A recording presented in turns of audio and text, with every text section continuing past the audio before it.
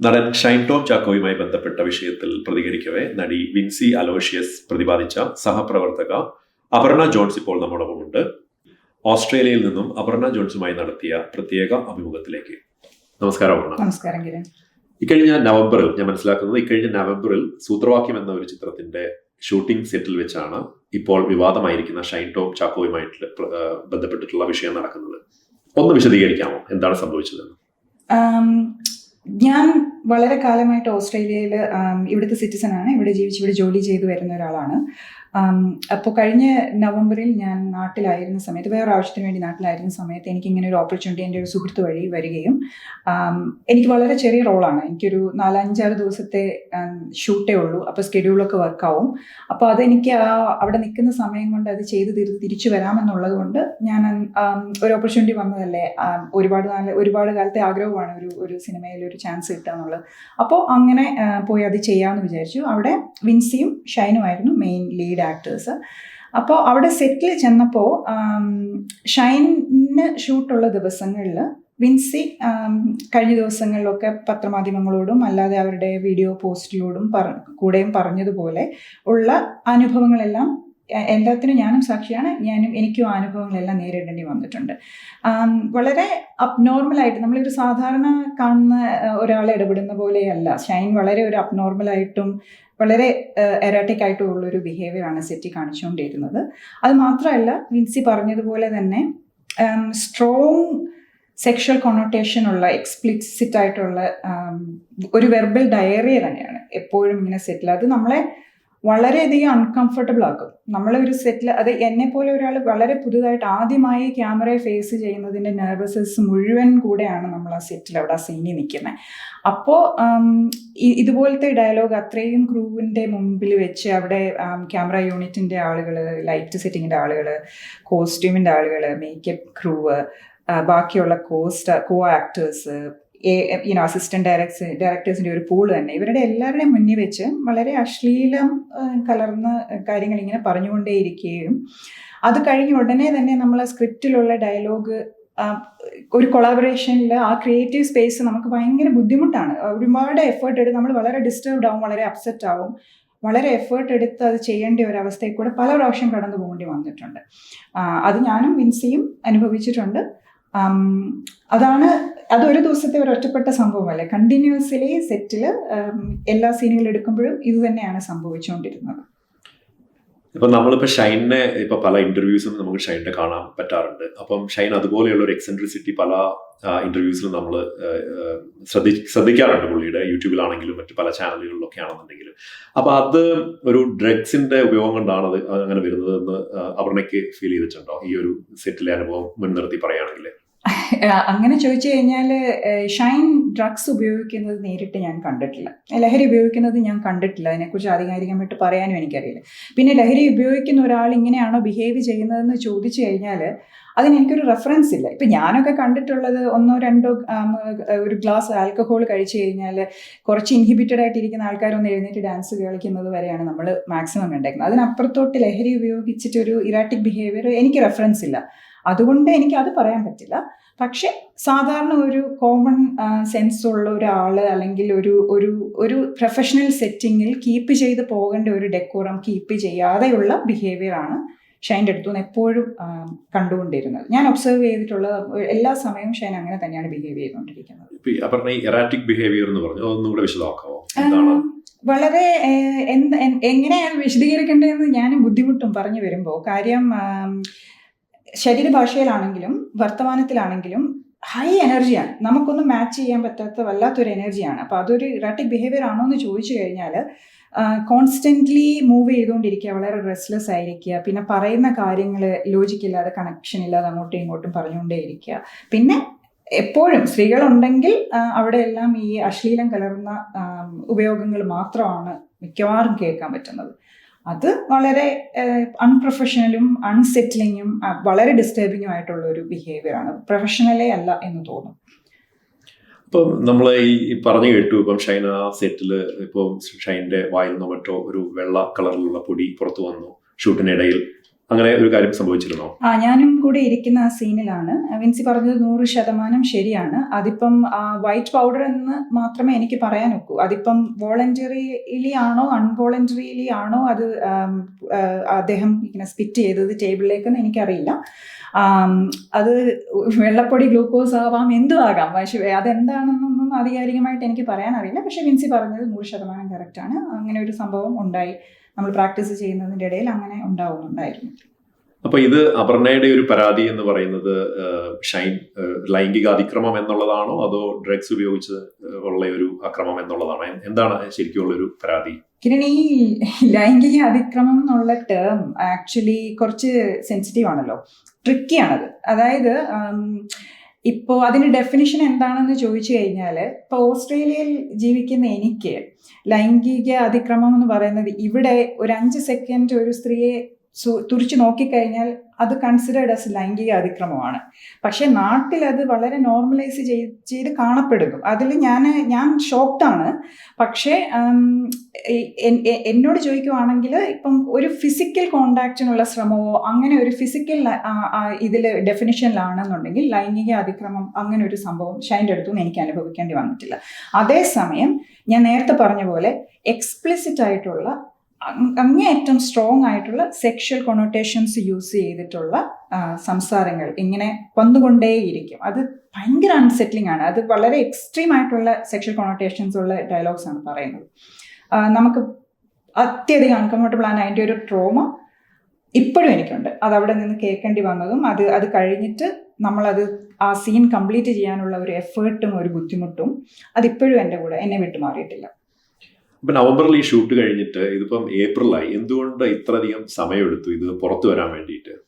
എന്നെ സംബന്ധിച്ച് എനിക്കിങ്ങനെ ഒരു ഡിസ്കംഫേർട്ട് ഉണ്ടായപ്പോൾ അവിടെ എനിക്ക് വളരെയധികം സൗഹൃദം ഉണ്ടായിരുന്ന ഇപ്പോഴത്തെ IC മെമ്പർ അയക്കുന്ന സൗജന്യ വർമ്മ, അഡ്വക്കേറ്റ് സൗജന്യ വർമ്മ, അദ്ദേഹവും അവിടെ അതിലൊരു റോള് ചെയ്തിട്ടുണ്ട്. അപ്പോൾ സൗജന്യയോട് ഞാൻ അത് അപ്പം തന്നെ പറഞ്ഞിരുന്നു, എനിക്കിങ്ങനെ വളരെ അൺകംഫർട്ടബിൾ ആണ്, എനിക്ക് പറ്റുന്നില്ല, എനിക്ക് വളരെ ബുദ്ധിമുട്ടുണ്ടെന്ന്. അപ്പോൾ തന്നെ എനിക്ക് ആക്ച്വലി അവിടെ പരിഹാരം കിട്ടി. അതായത് ഒരു പ്രത്യേക സാഹചര്യം പറയുവാണെങ്കിൽ, അടുത്ത ദിവസം രാവിലെ ഷൂട്ട് ചെയ്യാൻ വെച്ചിരുന്ന ഒരു സ്കെഡ്യൂളിൽ എൻ്റെ കുറേ സീൻസ് ഉണ്ടായിരുന്നു. അപ്പം ഞാൻ ഇതുപോലെ എനിക്ക് തീരെ പറ്റുന്നില്ല, എനിക്ക് അത്രയും അൺകംഫർട്ടബിൾ ആണ് എന്ന് ഞാൻ പറഞ്ഞപ്പോൾ ആ ക്രൂ മുഴുവൻ എഫേർട്ട് ഇട്ട് ആ പിറ്റേ ദിവസം, അതായത് അടുത്ത ദിവസം ഷൂട്ട് ചെയ്യാൻ വെച്ചിരുന്ന സീനുകൾ മുഴുവൻ തലേ ദിവസത്തേക്ക് മാറ്റി. അങ്ങനെയൊക്കെ ചെയ്യാന്ന് പറയുന്നത് ഞാൻ അറിഞ്ഞിടത്തോളം വളരെയധികം ബുദ്ധിമുട്ടുള്ളൊരു കാര്യമാണ്. ക്രൂവിന് ലൈറ്റിങ്ങും എല്ലാം മാറ്റി സെറ്റ് ചെയ്യാന്ന് പറഞ്ഞാൽ അതെല്ലാം മാറ്റി സെറ്റ് ചെയ്ത് എന്നെ അന്ന് രാത്രി തന്നെ സുരക്ഷിതമായി എന്നെ വിട്ടു അവിടുന്ന്. അവരെല്ലാം എന്നെ വളരെയധികം കംഫർട്ടബിൾ ആക്കി അവിടുന്ന് എന്നെ ആ സീനിൽ എൻ്റെ സ്കെഡ്യൂൾ പൂർത്തിയാക്കി വിടാനുള്ള ഒരു ഫംഗ്ഷൻ അവിടെ നടന്നു. അതിനപ്പുറത്തോട്ട് എനിക്ക് അവിടെ ഒരു പരിഹാരം ആവശ്യമില്ല. പിന്നെ കിരൺ നേരത്തെ ചോദിച്ചതിൽ ഒരു കാര്യം, എന്തുകൊണ്ട് ഇപ്പം ഞാൻ ഷൈനോട് നേരിട്ട് റിയാക്ട് ചെയ്തില്ല എന്നാണ് ചോദ്യമെങ്കിൽ, 2 കാര്യങ്ങളാണ്. ഒന്നാമത് ഞാൻ അവിടെ ഒബ്സർവ് ചെയ്തുകൊണ്ടിരിക്കുന്ന ഈ അബ്നോർമൽ ബിഹേവിയറും ഇറാറ്റിക് ആയിട്ടുള്ള സംസാരങ്ങളും ഉള്ള ഒരാളുടെ അടുത്ത് ഒരു ലോജിക്കൽ അല്ലെങ്കിൽ സെൻസിബിളായിട്ട് എങ്ങനെ എൻഗേജ് ചെയ്യണമെന്ന് എനിക്കറിയില്ല. അപ്പോൾ അത് ഒന്ന്. പിന്നെ അങ്ങനെ ഒരു എൻഗേജ്മെൻറ്റ് അവിടെ ഉണ്ടായാൽ ഷൈൻ എങ്ങനെ റിയാക്ട് ചെയ്യും?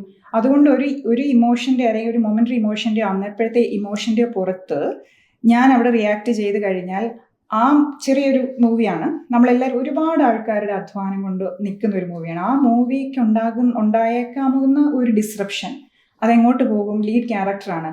അതുകൊണ്ട് അവിടെ സൈലൻസ് ആണ് നല്ലതെന്ന് എനിക്ക് തോന്നി. ഷൈനുമായിട്ടുള്ള ഇൻട്രാക്ഷനിൽ ഞാൻ സൈലൻസ് പാലിച്ചു. പക്ഷേ എനിക്ക് വേണ്ട ആവശ്യമുള്ള കാര്യം എനിക്ക് കിട്ടി. പിന്നെ വിൻസി ഡെഫിനറ്റ്ലി പറഞ്ഞതിന് ഞാൻ വളരെയധികം അപ്രീഷിയേറ്റ് ചെയ്യുന്നു. ബിക്കോസ് ഞാൻ അത് കഴിഞ്ഞ് ഇങ്ങോട്ട് പോകുന്നു, എൻ്റെ ലൈഫ് ഇവിടെയാണ്, ഇനിയും ഓപ്പർച്യൂണിറ്റീസ് കിട്ടിയാൽ തീർച്ചയായും ഞാൻ വരും, എനിക്ക് ആഗ്രഹമുണ്ട്, അഭിനയിക്കും. പക്ഷേ വിൻസി എടുത്ത തീരുമാനം ഒരുപാട് നാളത്തേക്ക് എന്തെങ്കിലും ഇതുപോലെയുള്ള സാഹചര്യങ്ങൾ, അൺപ്രൊഫഷണൽ ആയിട്ടുള്ള പ്രവൃത്തികൾ നമ്മുടെ മലയാള സിനിമയുടെ സെറ്റിൽ നിന്ന് ഒഴിവാക്കാൻ ഇതൊരു കാരണമാകുമെങ്കിൽ ആ കുട്ടി ചെയ്തത് വളരെ നല്ലൊരു കാര്യമാണ്, അപ്രീഷിയേറ്റ് ചെയ്യേണ്ട കാര്യമാണ്. അത് അന്നും അവിടെ പറഞ്ഞിരുന്നു എന്നാണ് എൻ്റെ ഒരു അറിവ്.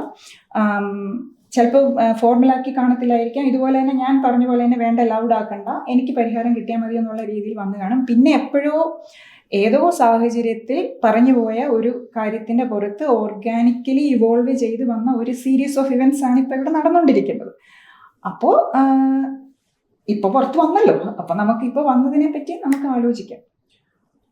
അപ്പം ഈ ഇന്റേണൽ കംപ്ലൈൻസ് കമ്മിറ്റി ആ ചലച്ചിത്രത്തിന്റെ, അതിപ്പോ ഫിലിം ചേംബർ ഇതിന് മുന്നേ നടന്ന കുറെ വിഷയങ്ങളുടെ തുടർച്ചയായിട്ട് ഓർഗനൈസ് ചെയ്ത ഒരു സെറ്റിംഗ്സ് ആണ് ഇന്റേണൽ കംപ്ലൈൻസ് കമ്മിറ്റി. അപ്പൊ ഈ ഒരു ചിത്രത്തിലെ ഇന്റേണൽ കംപ്ലൈൻസ് കമ്മിറ്റി അപർണയ്ക്ക് ഒരു പരിഹാരം ഉണ്ടാക്കി തന്നു. തീർച്ചയായും എന്നെ സംബന്ധിച്ചിടത്തോളം ഇത്രയും നല്ല കംഫർട്ടബിൾ ആയിട്ട് നമ്മളെ നോക്കിയ ഒരു ടെക്നിക്കൽ ആൻഡ് ക്രിയേറ്റീവ് ക്രൂ ആയിരുന്നു അവിടെ ഉണ്ടായിരുന്നത്. എനിക്ക് ഭയങ്കര ഈ ഷൈൻ്റെ ഈ ഒരു ബിഹേവിയർ അല്ലാതെ എനിക്ക് ആ സെറ്റിൽ അൺകംഫർട്ടബിൾ ആയിട്ട് തോന്നുന്ന ഒന്നും തന്നെ, എൻ്റെ സേഫ്റ്റിക്ക് ഒരു വെല്ലുവിളി, ഒരു ചലഞ്ചായിട്ട് തോന്നുന്ന ഒരു സംഭവവും ഒരു കാര്യവും അവിടെ ഇല്ല.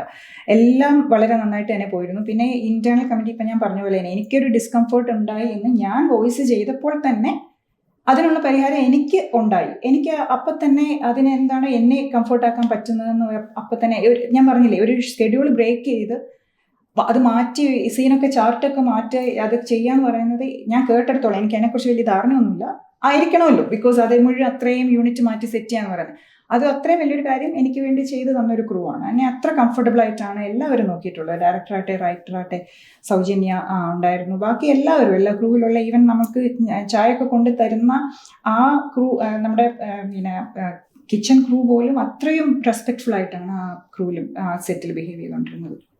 ഓക്കെ. അപ്പം ഇപ്പം അപർണയ്ക്ക് മുന്നേ ഈ ഒരു വിഷയം പുറത്തെത്തിച്ച വിൻസിയായിട്ട് ഈ കാര്യങ്ങളുമായിട്ട് അപർണ സംവദിക്കാറുണ്ടോ, ഇതിനെക്കുറിച്ച് സംസാരിക്കാറുണ്ടോ? തീർച്ചയായിട്ടും. വിൻസി ഈ പോസ്റ്റ് ഇട്ടപ്പോൾ തന്നെ ഞാൻ അങ്ങനെയാണ് ആദ്യമായിട്ട് ഈ കാണുന്നത് വിൻസി പോസ്റ്റ്. അതിനു മുന്നേ നമ്മൾ ഓഫ് കോഴ്സ് ഒരുമിച്ച് വർക്ക് ചെയ്തതുകൊണ്ട് നമ്മൾ ഇൻസ്റ്റാഗ്രാമിൽ കണക്റ്റഡ് ആണ്.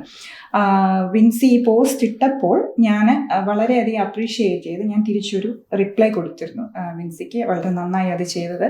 കാര്യം അന്ന് അവിടുന്ന് സെറ്റിൽ നിന്ന് പോരുന്നപ്പോൾ മുതലുള്ള ട്രോമ, നമ്മൾ ഇടയ്ക്കിടയ്ക്ക് അത് ആ മെമ്മറീസ് വരുമ്പോൾ നമുക്കതൊരു ട്രോമയാണ്, അതൊരു ഡിസ്റ്റർബൻസ് ആണ്. അപ്പോൾ അത് പറഞ്ഞപ്പോൾ അത് വളരെ നന്നായി എന്ന് പറഞ്ഞ് ഞാനൊരു പോസ്റ്റ് ഇട്ടിരുന്നു.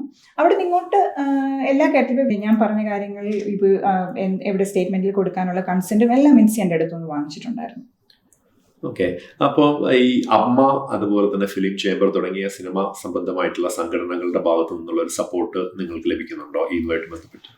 അതിന്റെ പ്രൊസീജിയേഴ്സ് നടന്നുകൊണ്ടിരിക്കുകയാണ് എന്നുള്ളതാണ് എൻ്റെ ധാരണ. അപ്പം ഇന്നലെ ഒരു മീറ്റിംഗ് കൂടുന്ന കാര്യം പറഞ്ഞിരുന്നു. അതിലേക്ക് വേണ്ടുന്ന ആവശ്യമുള്ള സ്റ്റേറ്റ്മെന്റ്സ് ഒരു ക്വസ്റ്റിനെയർ പോലെ IC നമ്മുടെ ഇന്റേണൽ കമ്മിറ്റി മെമ്പറായ അഡ്വക്കേറ്റ് സൗജന്യ വർമ്മ എന്നോട് ചോദിച്ചിരുന്നു. അതിന് മുന്നേ തന്നെ നമ്മൾ കാഷ്വലി ഇൻഫോർമലായിട്ട് നമ്മൾ സംസാരിച്ചിരുന്നു, പക്ഷെ ഫോർമലായിട്ട് തന്നെ ഞാനൊരു സ്റ്റേറ്റ്മെന്റ് കൊടുത്തിട്ടുണ്ട്. അത് ഇന്നലത്തെ മീറ്റിംഗിൽ യൂസ് ചെയ്തു എന്നുള്ളതാണ് എൻ്റെ ധാരണ. അത് ഇന്റേണൽ കംപ്ലൈൻസ് കമ്മിറ്റി. അപ്പൊ അതിന് പുറമെ ഞാൻ ഉദ്ദേശിക്കുന്നത്, ഇപ്പം അപ്പൊ അമ്മയുടെ ഭാഗത്തുനിന്ന് കൂടുതൽ എന്തെങ്കിലും ആരെങ്കിലും ബന്ധപ്പെട്ടിരുന്നോ, കൂടുതലായിട്ട് എന്തെങ്കിലും? ഇല്ല, ഇതുവരെ ആരും ബന്ധപ്പെട്ടിട്ടില്ല. പക്ഷെ എനിക്ക് എൻ്റെ അറിവില് ഞാൻ മനസ്സിലാക്കിയതനുസരിച്ച് ഈ ഇന്നലെ നടന്ന ഈ IC മീറ്റിംഗ് ആണ് ആദ്യം നടക്കേണ്ട പ്രൊസീജിയർ. അവിടെ നിന്നുള്ള റിപ്പോർട്ട് പോയിട്ടാണ് അമ്മയിൽ നിന്നും മറ്റും ഇടപെടൽ ഉണ്ടാകണമെങ്കിൽ ഉണ്ടാകേണ്ടതെന്നാണ് ഞാൻ മനസ്സിലാക്കിയിരിക്കുന്നത്. ഷൈൻ ടോം ചാക്കോയ്ക്ക് സീനിയർ താരങ്ങളായ മാല പാർവതി, അതല്ലെങ്കിൽ സംവിധായകൻ കമൽ തുടങ്ങിയവരുടെ അടുത്തു നിന്നൊക്കെ വളരെയധികം സപ്പോർട്ട് കിട്ടുന്നതായിട്ട് കാണുന്നുണ്ട്. അപർണയ്ക്ക് അതിനെക്കുറിച്ച് എന്താ പറയാനുള്ളത്? ഷൈന് ഒരുപക്ഷെ അവരുമായിട്ടുള്ള എൻഗേജ്മെന്റും അവരുമായിട്ടുള്ള കമ്മ്യൂണിക്കേഷനും ബിഹേവിയറും വളരെ നല്ലതായിരിക്കാം, റെസ്പെക്ട്ഫുൾ ആയിരിക്കാം. ഞാനത് വിറ്റ്നസ് ചെയ്തിട്ടില്ല. ഷൈനും അവരും കൂടെ ഉള്ളൊരു സീനിൽ ഞാനില്ല, ഒരു സ്പേസിൽ ഞാൻ കണ്ടിട്ടില്ല ഷൈനെ. പക്ഷെ എനിക്കുണ്ടായ അനുഭവം മാത്രമേ എനിക്ക് പറയാൻ പറ്റൂ. എനിക്ക് വേണ്ടി മാത്രമേ എനിക്ക് സംസാരിക്കാനൊക്കെ. എനിക്കുണ്ടായ അനുഭവം നല്ലതല്ലായിരുന്നു, അത് ഞാൻ പറയുകയും ചെയ്തു. ഇപ്പോഴും വീണ്ടും അത് തന്നെ പറയുന്നു. സൂത്രവാക്യം അപർണയുടെ ആദ്യ ചിത്രമായിരുന്നല്ലോ. ഇപ്പോൾ നമ്മൾ അതിൻ്റെ അകത്ത് ഇക്കഴിഞ്ഞ ദിവസം വിൻസി പറഞ്ഞത് സഹപ്രവർത്തക, അതായത് അപർണ വിഷമിച്ച് ആണ് ഈ സെറ്റിൽ നിന്ന് പോയതെന്ന്. സംവിധായകന്റെ പ്രസ് മീറ്റിൽ അദ്ദേഹം പറയുന്നുണ്ട്, എന്റെ സെറ്റിൽ നിന്ന് ആരും കരഞ്ഞു പോയിട്ടില്ല എന്ന്. അതൊന്ന് വിശദീകരിക്കാമോ? ടെക്നിക്കലി ഇവർ രണ്ടുപേരും പറഞ്ഞത് സത്യമാണ്. അതായത് ഞാൻ അവിടെ എനിക്കൊരു വിഷമം ഉണ്ടായി, ഞാൻ നേരത്തെ അത് എക്സ്പ്ലെയിൻ ചെയ്തു. ആ വിഷമം എൻ്റെ അടുത്ത് നിന്ന് ഞാൻ ബുദ്ധിമുട്ടുന്നത് കണ്ട് മനസ്സിലാക്കിയ, എൻ്റെ കൂടെ ഒപ്പം നിന്ന് എന്നെ ചേർത്ത് പിടിച്ച് സമാധാനിപ്പിച്ച ഒരു വ്യക്തിയാണ് വിൻസിക്ക് ആ ട്രോമ നല്ലോണം മനസ്സിലായിട്ടുണ്ട്. അതുകൊണ്ടാണ് വിൻസി അത് പറഞ്ഞത്. പക്ഷെ ആ ട്രോമ അവിടെ ആ ബുദ്ധിമുട്ട് അവിടെ പറഞ്ഞപ്പോൾ തന്നെ അതിനെനിക്ക് അവിടുന്ന് ഈ സംവിധായകൻ ഉൾപ്പെടുന്ന അല്ലെങ്കിൽ ഈ സൗജന്യ ഒക്കെ ഉള്ള ആ ഒരു ക്രൂ എന്നെ കംഫർട്ടാക്കി എനിക്കതിനൊരു പരിഹാരം തന്നു. അതുകൊണ്ട് യുജീൻ സാർ പറയുന്നത് പോലെ തന്നെ ഞാൻ അവിടെ സെറ്റിൽ നിന്ന് ആരും വിഷമിച്ചിട്ട് പോയിട്ടില്ല. എനിക്ക് പരിഹാരം കിട്ടി, ഞാൻ ഹാപ്പി ആയിരുന്നു, എന്നെ അവർ സേഫ് ആക്കി വിട്ടു. അപ്പോൾ വിൻസി പറയുന്നതും ടെക്നിക്കലി കറക്റ്റ് ആണ്, യുജീൻ സാർ പറയുന്നതും ടെക്നിക്കലി കറക്റ്റ് ആണ്. ഓക്കെ, അപ്പോൾ അപർണ ഇനിയിപ്പോൾ കൂടുതലായിട്ട് ഇതിന്റെ നിയമപരമായിട്ടുള്ള കാര്യങ്ങൾ എങ്ങനെയാണ് അപർണ പോകാൻ, പ്രത്യേകിച്ച് അപർണ ഓസ്ട്രേലിയയിലെ മെൽബണിലാണ് ബേസ് ചെയ്തിരിക്കുന്നത്. സിനിമയായിട്ട് ബന്ധപ്പെട്ട് എന്തെങ്കിലും അഭിനയിക്കാനൊക്കെ ഉള്ള ഒരു അവസരം ഉണ്ടെങ്കിലാണ് അപർണ നാട്ടിലേക്ക് പോകാൻ സാധ്യതയുള്ളൂ. അപ്പം ഇതിന്റെ ഒരു കൂടുതൽ മുന്നോട്ടുള്ള പോക്ക് എങ്ങനെയാണ് അപർണ ചെയ്യാൻ ഉദ്ദേശിക്കുന്നത്? എനിക്ക് ഞാൻ നേരത്തെ പറഞ്ഞ പോലെ എങ്ങനെയാണ്, എനിക്ക് അവിടെ ഒരു ബുദ്ധിമുട്ടുണ്ടായി. അത് ഞാൻ അപ്പം തന്നെ വേണ്ടപ്പെട്ട ആൾക്കാരെ അറിയിച്ചു. അതിനുള്ള പരിഹാരവും എനിക്ക് സെറ്റിൽ നിന്ന് തന്നെ കിട്ടി. അതിൻ്റെ ട്രോമ ഉണ്ട്, അത് വേറെ കാര്യം. പക്ഷേ അതിന് നിയമപരമായി മുന്നോട്ട് പോകാൻ ഞാൻ ഉദ്ദേശിക്കുന്നില്ല. അത് എന്താണെന്ന് വെച്ച് കഴിഞ്ഞാൽ എനിക്ക് ഇവിടെ നിന്നുകൊണ്ട് അത് ഫോളോ അപ്പ് ചെയ്യാനും ഒക്കെയുള്ള ബുദ്ധിമുട്ടുകൾ, ലിമിറ്റേഷൻസും ഉണ്ട്. പക്ഷേ ഡെഫിനറ്റ്ലി ഇപ്പോൾ വിൻസിയെ പോലെ സിനിമയിൽ കരിയർ ബിൽഡ് ചെയ്യുന്ന ഒരാളായിരുന്നെങ്കിൽ തീർച്ചയായും ഞാൻ നിയമപരമായി മുന്നോട്ട് പോകാൻ, അവിടെ നിന്നുകൊണ്ട് എന്നെക്കൊണ്ട് നമ്മുടെ ഒരു പ്രൊഫഷണൽ സെറ്റിങ് കുറച്ചുകൂടെ ഒരു സേഫർ സ്പേസ് ആക്കി മാറ്റാൻ എന്നെക്കൊണ്ട് കോൺട്രിബ്യൂട്ട് ചെയ്യാൻ പറ്റുന്നത് ഞാൻ ചെയ്തേനെ. പക്ഷേ ഇപ്പോൾ എനിക്കിവിടെ നിന്നുകൊണ്ട് അതിന് ലിമിറ്റേഷൻസ് ഉണ്ട്. പക്ഷേ എൻ്റെ ആഗ്രഹം എങ്ങനെയാണെങ്കിലും നിയമം നടപടികൾ കൂടെ ആണെങ്കിലും അല്ലാതെ ആണെങ്കിലും ഈ സിനിമയിൽ സെറ്റിൽ വരുന്ന എല്ലാവർക്കും, അതാണാണെങ്കിലും പെണ്ണാണെങ്കിലും പ്രായമുള്ളവരാണെങ്കിലും ഏത് ടെക്നീഷ്യൻ ആണെങ്കിലും ആർട്ടിസ്റ്റ് ആണെങ്കിലും എങ്ങനെയുള്ള ആൾക്കാരെങ്കിലും അവർക്ക് അവിടെ ഒരു സേഫ് ആൻഡ് കംഫർട്ടബിൾ ആയിട്ട് വർക്ക് ചെയ്യാൻ ഒരു ക്രിയേറ്റീവ് സ്പേസ് ആണ്. അവിടെ നമ്മൾ അധികം മറ്റുള്ള ബുദ്ധിമുട്ടുകളില്ലാതെ ഈസി ആൻഡ് ഫെയർ ആയിട്ടൊരു കൊളാബറേഷനിൽ വർക്ക് ചെയ്യാനുള്ള ഒരു സിറ്റുവേഷൻ, ഒരു അറ്റ്മോസ്ഫിയർ ഉണ്ടാകണം എന്നുള്ളതാണ് ആഗ്രഹം. അപ്പോൾ ഭാവി പരിപാടികൾ ഇനി ഇപ്പം കൂടുതൽ സിനിമയിൽ ശ്രദ്ധ കേന്ദ്രീകരിക്കുന്നുണ്ടോ? എന്താണ്? തീർച്ചയായും ഓപ്പർച്യൂണിറ്റീസ് വന്നു കഴിഞ്ഞാൽ എന്താണെങ്കിലും ഞാൻ അത് കൺസിഡർ ചെയ്യും. എനിക്ക് എൻ്റെയും ഒരു പാഷൻ തന്നെയാണ് ഇത്. കുറേ നാളുകൾക്ക് കൊണ്ട് കുറേ ഓപ്പർച്യൂണിറ്റീസ് വന്നത് എനിക്ക് വിട്ടുകളയേണ്ടി വന്നു.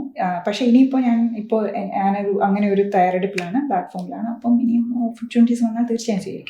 All the best Aparna. Thank you. Thank you so much.